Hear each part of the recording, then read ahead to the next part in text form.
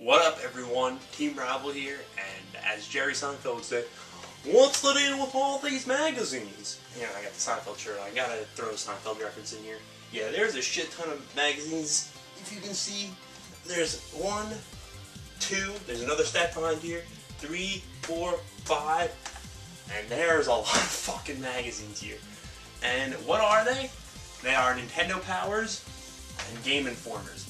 Yeah, for some reason, I don't know why, but just over the years I had accumulated so many gaming magazines. They were all stored underneath this desk, and they just accumulated. From when I was a little kid too. These, as you can see, these Nintendo Powers go back to the N64 era. There's Legend of Zelda Ocarina of Time, you know, previews, for Christ's sake, when fucking Turok 2 came out. And holy shit, it's amazing because I have, you know, the Nintendo Powers aren't consistent, you know, there's missing, not that I've looked and, oh, do I have this one, do I have this one, do I have this one, you know, that sort of bullshit. But they pretty much go up to current day. I don't really get Nintendo Powers anymore because, let's be honest, gaming magazines, you know, in the 90s, even up through the mid-2000s, were pretty good. And then they have just absolutely sucked ever since, in my opinion. You know, the internet, the advent of the internet, and especially, you know, the mass utilization of the internet, just completely destroyed gaming magazines. And it's really a shame because, you know, these are some of my greatest memories, and they've just, I think I'm going to sell these. You know, I don't really know how I would go about selling them. That's why I'm kind of sort of making this video. Is because how the hell do you sell this? You know, but this is history right here. You can go back. I have the first issue of Game Informer I ever got. It's Getaway.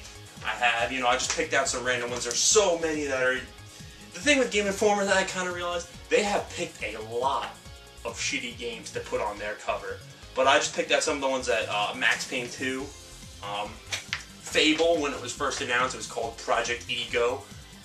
Overrated, in my opinion. The first Uncharted, I think I have the second, maybe the third in there somewhere. My favorite Grand Theft Auto, Vice City. StarCraft Ghost, which is still a ghost to this point, you know, that's interesting. I think I have like 3 or 4 different Call of Duties. And it's just ridiculous that, you know, what has happened to gaming magazines? Because really, it's not so much for you guys, because I'm not going to go and, oh, let's look at this one and open it up for you. Oh, let's look at this one and go through fucking probably over near 100 magazines here. But they've just become more and more commercialized. For example, it's especially with Nintendo Powers. Nintendo Powers, for me, I started getting them back in like 3rd grade. I can remember, there's actually a funny story. You know, I had not really gone to the store that much, you know, especially stores with Nintendo Powers. You go to the grocery store and that sort of bullshit with your mom, but usually that's like the gossip magazines and that sort of bullshit.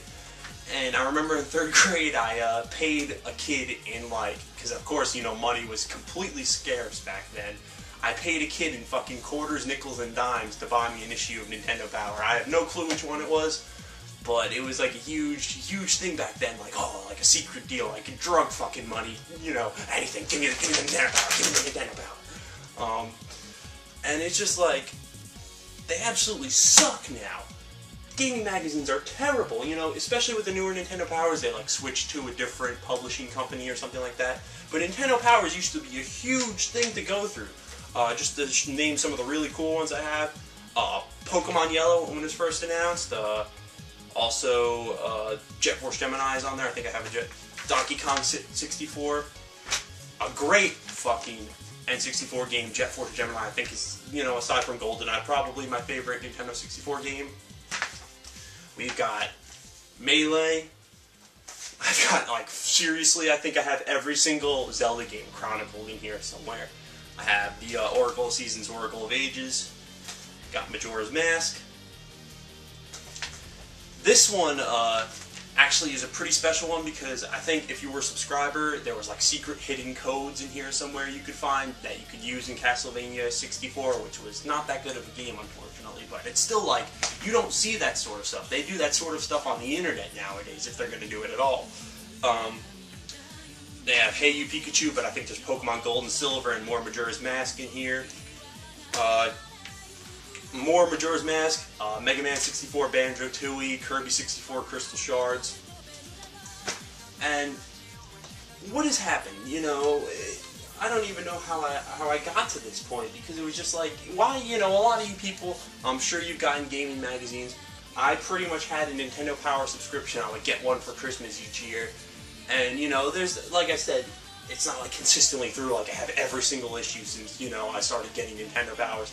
And they're not in the best of shape either. There's some in here where the covers are missing. You know, as a kid, you rip the pages out, you put them on the wall. You don't really think about it. You never really think of these things as really collector's items. And it's not really a collection, because I never really intended to collect them. And it was just, it's nice to, I would, you know, all bored one night during the summer or during the winter or something like that. I would just sit, and I had them all in a crate. And the crate wasn't even enough. They were like stacked above the crate. Like this space underneath the desk is like this. It was completely filled with magazines, like up to the brim. And I just think it's time for them to go. It's really, you know, I'm going to keep some of them, but I would really like to see if I could sell them for, I don't know, anything. I don't really know how the hell do you even go about selling this. I'm not going to fucking individually list each one on eBay. I would rather just ship them all off and hope someone gets you know, just as much nostalgia at it as I do looking through them. But I think this really symbolizes, you know, the fall of the gaming industry. Honestly, I think the gaming industry is not even a shred of what it used to be back in the day. Because, you know, this was your information. This is all you had. You know, yeah, you could go on the shitty internet and look on shitty websites, on dial-up AOL, like, you gotta sit there and go through that, all those weird fucking connection noises it would make, dial-up noises. This was your main source of information, and I would just sit like this and just go through every single page, you know, looking at the posters and that sort of stuff. I love those posters. I have some of those posters. I think I have like an Ogre Battle 64 poster, Phantasy Star Online, Contra 4, Castlevania, but especially, like, the reason I canceled, you know, I stopped getting Nintendo Powers aside from Nintendo is not really the magazine itself stuff, is they really, you know, you got less and less value for, you know, the money you spent. And that's another thing about the gaming industry, is that with games nowadays, you're spending more and more for games, and you're getting less and less with each game. Like, for example, you know, if you, if you got a subscription, you could get Pokemon, you know, you get the issues for, what was it, $20, I think it was? Yeah, 12 issues for $20. You could either pick out, if you wanted, the Pokemon Stadium Player's Guide, the Pokemon Trading Card Game Player's Guide, with a limited edition Venusaur holographic card, which I think I have that Player's Guide and card around somewhere, or you could get a t-shirt for $20. And another cool thing, which I'll have to find this shirt and I'll wear it in a future video, they had a contest you could do, and you'd fill out the contest and you could actually win. And I actually won 3rd place and got a Nintendo Power t-shirt. I still have it, and I still wear it, you know, for bedtime. It's not in the best of shape. It's kind of faded, it's old. I've had it for a long time, but that's like one of the greatest memories of my childhood, because I never win contests. And the one contest, you know, I would fill out, you know, every single one of these little cards. You know, I'd rip it out and you put the postage on it and you mail it. And I actually won. You know, I didn't get grand prize or anything, but just to be considered and actually win a contest you actually kind of wanted to win was awesome. But it's just, and ever since then, you know, you got less and less money. They got rid of the subscription bonuses.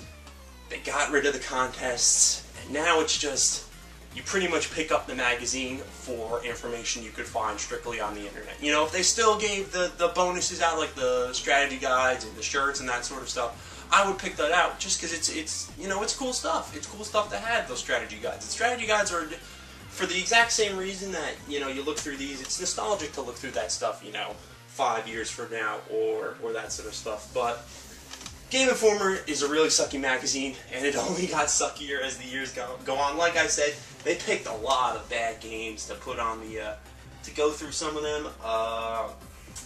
Medal of Honor Airborne, Kane and Lynch, the first Assassin's Creed, Devil May Cry 2, Dark Sector, Red Steel, Brutal Legend, the Ghostbusters games. They picked a lot of mediocre games, and they are very biased against Nintendo. I think there's like maybe one or two Game Informers I have where a Nintendo game is on the cover, and it's usually, I think it was like Skyward Sword, or like a huge, huge, it has to be a huge Nintendo title.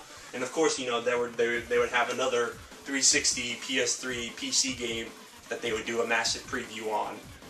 And I'm more so concerned about the Nintendo powers, just because I think that they were, even though it's a Nintendo magazine, they were still somehow less biased than Game Informer was, if that makes any sense. Game Informer gave like No More Heroes, the first No More Heroes, like a 4 or 5 or some bullshit like that. Like, the first No More Heroes is a great game. But anyways, guys, I think that's pretty much it. I just wanted to show off this cool collection I had, and if you guys have any ideas, or if you were somehow, for some twisted reason, interested in buying this, I have a lot of, I don't know what price I could possibly sell this for.